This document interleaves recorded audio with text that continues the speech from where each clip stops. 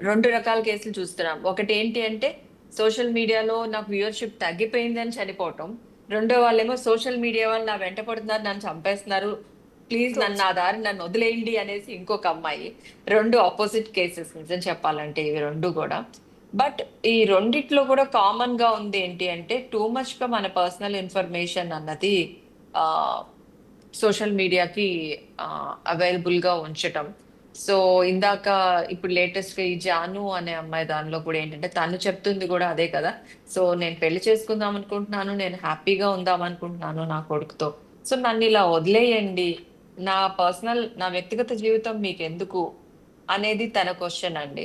So, yes అందువల్ల నేను డిప్రెషన్‌కి లోనవుతున్నాను. మీ యొక్క ఓవర్ ఇన్వాల్వ్‌మెంట్ వలన, ఓవర్ కామెంట్స్ వలన అని చెప్పేసి. సో, నిజంగానే ప్రతి ఒక్కళ్ళు దీన్ని తీసుకోవాలి. అంటే ఏంటి అంటే, మనకి వాక్శుద్ధి అంటాం. అంటే నువ్వు చెప్పాలనుకున్నా సరే, అది చెప్పే విధానం అన్నది ఒకటుంటుంది. అది సంస్కారవంతంగా చెప్పొచ్చు. దానివలన